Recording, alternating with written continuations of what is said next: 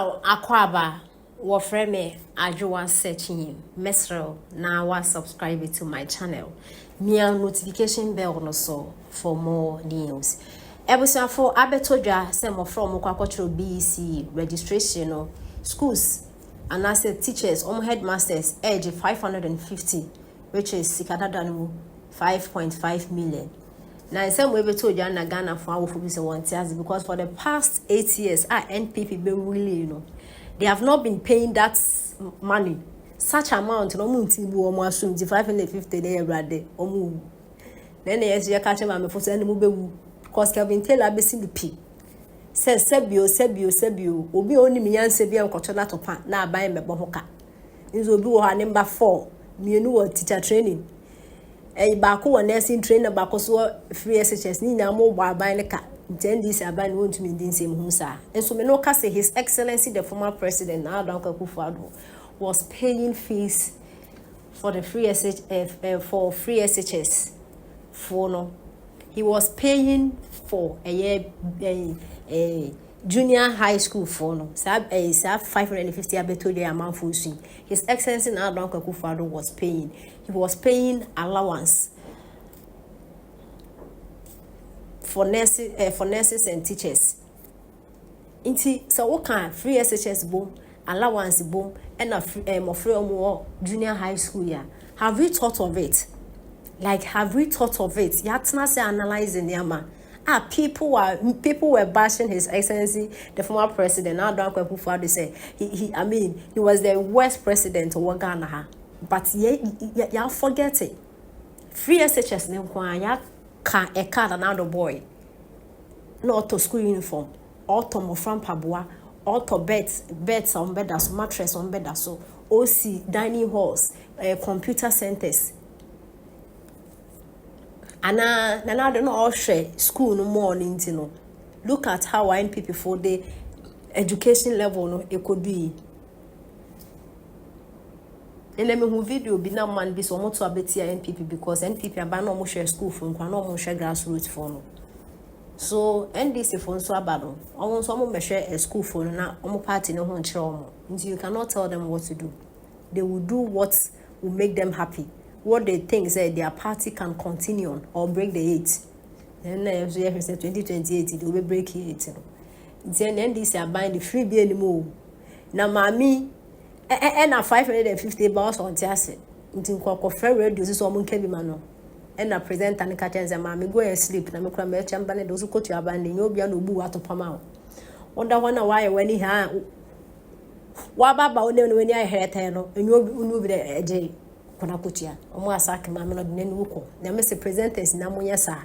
Mammy be only more original radio, so no watch the moon and man school fees. Oh, but my own cotton if you no be as master call. Yet is an 7 SC a coin. Program or your TV. Na your honor, my be close now. Sister Bakuba say, Ubi a friend, say BECE for now a veteran. Why can the registration bill abase our phone will be into 550 cedis for JHS or mom better registration? Entino sister non cano air. Now or can be more our phone. And the sister say me makutia me body and my amikutia. I said the man who say will be making be mamma air say why can the registration she about for JHS for Nkwara 550 cedis. And untine boarding into a monka be will be any what can be a mamu. Yet Yamamu for 7 solid years. NPP. Na kware bia BECE near Fahoka. And my echo register because he himself here for womb. Or mom hot chili woman now money answer. And I must say the ane boy. I'm honey more head. And na yato abana NDC aba. And na why the registration about 550. Meaning say headmasters no so be the biba to so ube we na bia no number 700 cedis. Fe. Ma o keke mesre ma ba hwe na ma antena ha anka se o munyai. Momo o muntua. O serious o he. Sometimes I will see a man comfort ase. No mo hunu say say na ban na wo ho no.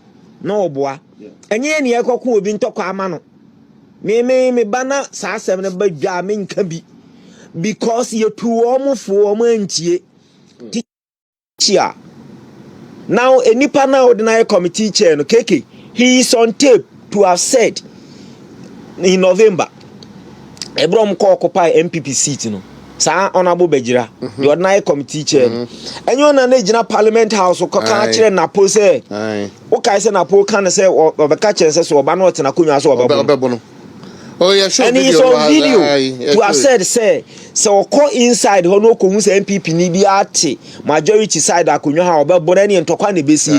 This is the person ordinary committee chair Sentokwesi parliamenta na oprobiam na committee chair obia ya capture on video saying say we go inside ho na so ko hu say MPP ni bi ti majority side ho no ma na ye ono na konwa wa reserve a oni ni pakro no beko ene ntokwa na besi parliament we will fight. This is the man ordinary speak committee chair.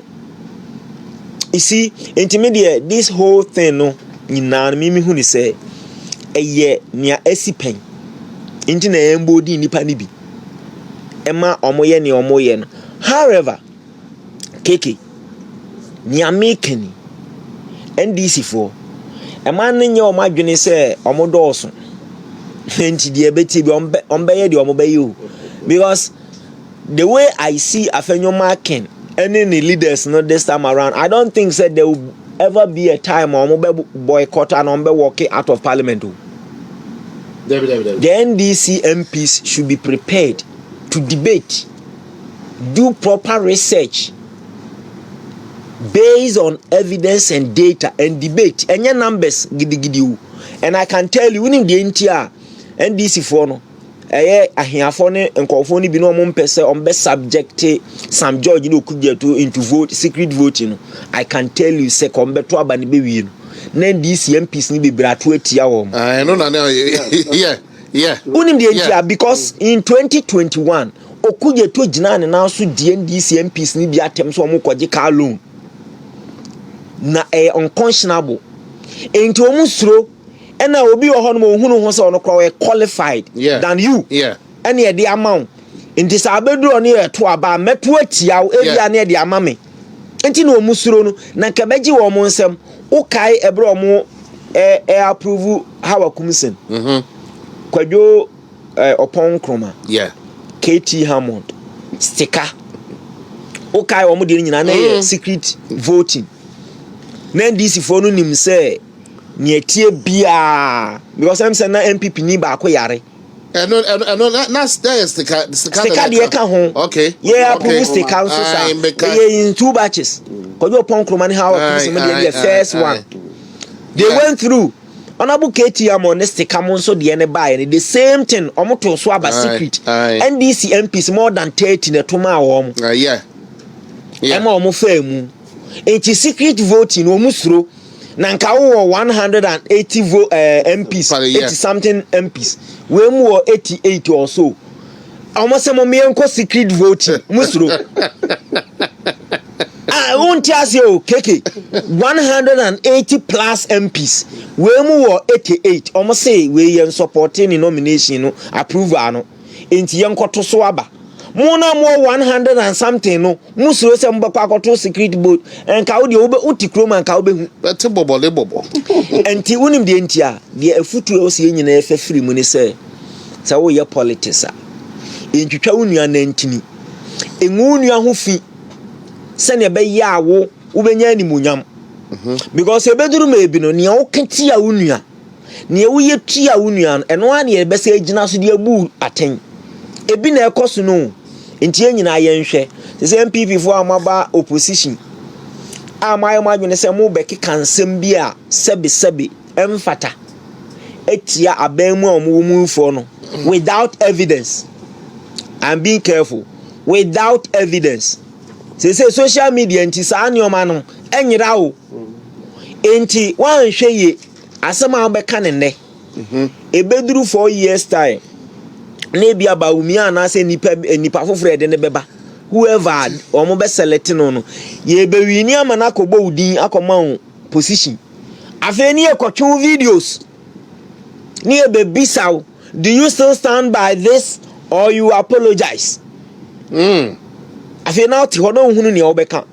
And Tian Fanya Dishadie, near very careful with our trances. So evidence, keep the evidence and then make your point without insult, without attacking people's image and personality. And you're very key.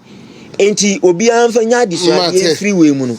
Medase Dr. Enoch Owahene Echampon, a senior lecturer one-on-one no bisao.